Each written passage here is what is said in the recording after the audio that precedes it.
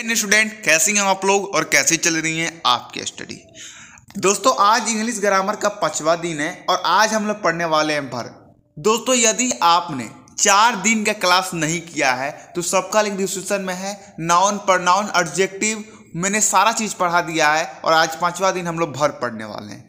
दोस्तों आज एक ही वीडियो में मैंने पूरा वर्ब खत्म करा दूंगा, इसके टाइप भी पढ़ाऊंगा और हिंदी इंग्लिश दोनों में ही पढ़ाऊंगा। ठीक है, तो वीडियो के अंत तक बने रहिएगा और वीडियो को प्लीज़ एक लाइक जरूर कीजिएगा यार। लाइक तो ही मांगता हूँ और सब्सक्राइब मांगता हूँ और तो कुछ मांगता नहीं हूँ। और फ्री में इंग्लिश ग्रामर का पूरा कोर्स आपको दे रहा हूँ। देखिए यहाँ पर आपको दिमाग पर जोर डालने का जरूरत नहीं है, बस ध्यान से मेरी बात सुने और ध्यान से पढ़ें, सब आपको समझ में आ जाएगा। भर्व यानी क्या होता है दोस्तों? भर्व को हिंदी में क्या बोलते हैं? तो मैंने यहाँ पर लिख रखा है क्रिया। क्या बोलते हैं? क्रिया बोलते हैं। अगर आपसे कोई इसका डिफिनीशन की बात कर दे कि व्हाट इज वर्ब, तो आप क्या कहोगे? आपको कहना है कि a verb is a word that show an action, यानी कि जो वर्ब है वो एक शब्द है और ये शब्द जो किसी भी कार्य को दिखाने में सहायता करता है। हिंदी में क्या कहेंगे आप दोस्तों? हिंदी में कहेंगे कि ऐसे शब्द जिसमें कार्य का होना पाया जाता है तो वो क्रिया कहलाता है। जैसे कि क्रिया, जैसे क्रिया को हम कार्य कह सकते हैं। आप जो भी कार्य कर रहे हो ना वो एक क्रिया ही है। जैसे आप क्या कर रहे हो, आप अभी पढ़ रहे हो तो एक पढ़ना क्या है? एक क्रिया है। जैसे अभी मैं क्या कर रहा हूँ, अभी मैं पढ़ा रहा हूँ, तो ये क्या है? एक ही प्रकार का ये क्रिया है। जैसे कि इट यानी कि खाना, खाना क्या होता है? एक क्रिया ही होता है। प्ले खेलना, खेलना क्या है? एक प्रकार का क्रिया ही है।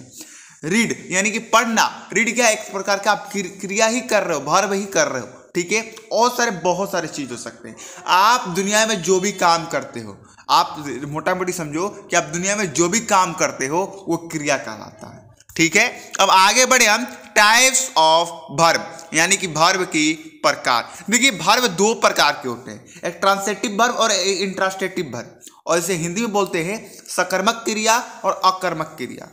दोस्तों इन्हें वर्ब को 2 टाइप में क्यों बांटा गया है, आप ये सोच रहे होगे जरूर। वर्ब तो यानी कि काम करने को वर्ब कहते हैं, तो इसे 2 टाइप में क्यों बांट दिया गया है, 2 प्रकार में क्यों बांट दिया गया है? चलिए उसे भी हम देखते हैं, एक एक करके समझेंगे कि इनको दोनों भागों में क्यों बांटा गया। पहला है ट्रांसिटिव वर्ब, इसे हिंदी में बोलते हैं सकर्मक क्रिया। हिंदी में क्या बोलते हैं? सकर्मक क्रिया। मेरे साथ आप लोग दोहराते चलिएगा। ठीक है, अब इसका डिफिनीशन मैंने लिख रखा है कि a transitive verb is a verb that requires an object to receive the action.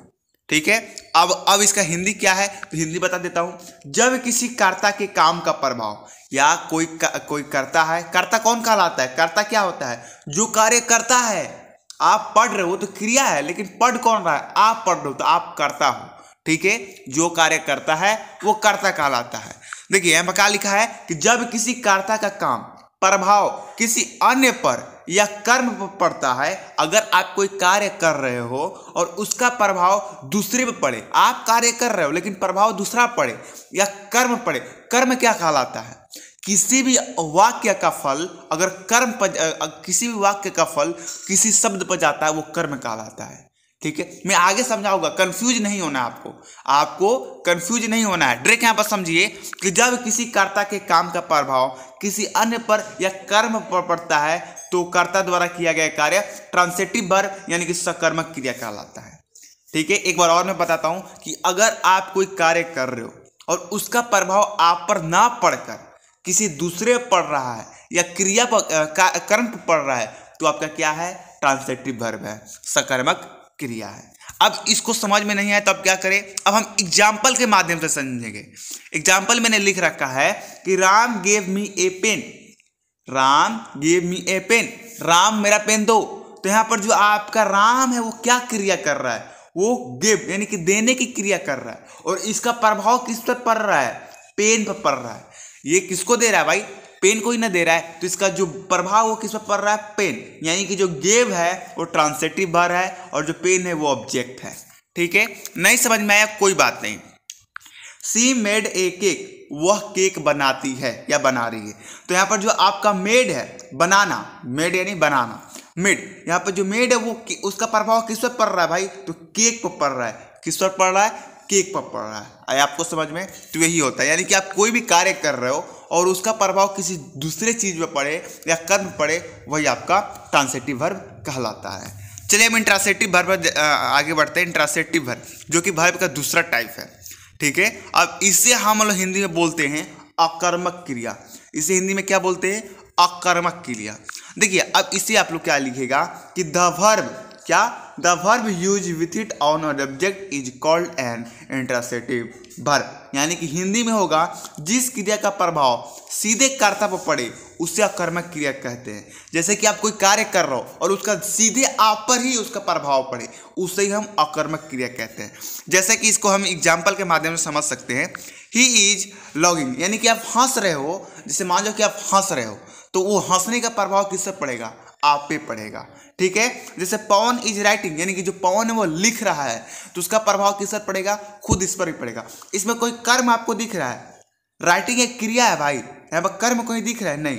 तो आप इसका डिफिनेशन एक प्रकार से और दे सकते हो कि जिस वाक्य में कर्म ना हो, सिर्फ क्रिया हो, उसे इंट्रांसिटिव वर्ब कह सकते हैं, ठीक है। अभी मैंने आपको कर्म के बारे में क्या बताया कि किसी भी वाक्य का फल कर्म पड़ता है, लेकिन इस वाक्य में तो कहीं कर्म है ही नहीं, तो इसका प्रभाव किस पर पड़ेगा? कर्ता पर पड़ेगा, ठीक है। तो यही आपका अकर्मक क्रिया कहलाता है।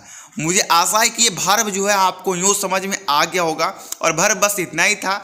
और जो देखिए वर्ब के बाद हम लोग कल इसका अगला चैप्टर पढ़ेंगे पार्ट्स ऑफ स्पीच का। कल छठा दिन होगा, तो आप रेगुलर इस चैनल से जुड़ जाइए और रेगुलर सुबह में 7 बजे आप लोग रेडी रहिए। 7 बजे आपका वीडियो हाजिर हो जाता है, तो आप लोग 7 बजे मोबाइल लेके बैठ जाइए, जो भी हो आपके पास लेके बैठ जाइए और आराम से वीडियो का 1 मिनट तक इंतजार कीजिए। वीडियो आने के बाद सबसे पहले देखिए और सबसे पहले नोट में नोट करके अच्छे तरीके से याद कर लीजिए, क्योंकि इंग्लिश ग्रामर एक बहुत ही ज़्यादा इंपॉर्टेंट है आपके बोर्ड एग्जाम के लिए, कंपटीशन एग्जाम के लिए, ठीक है। तो हम चलते हैं, हमें जाने की इजाज़त दीजिए। हम मिलते हैं कल सुबह 7 बजे न्यू एक वीडियो के साथ, न्यू टॉपिक के साथ। जय हिंद, जय भारत।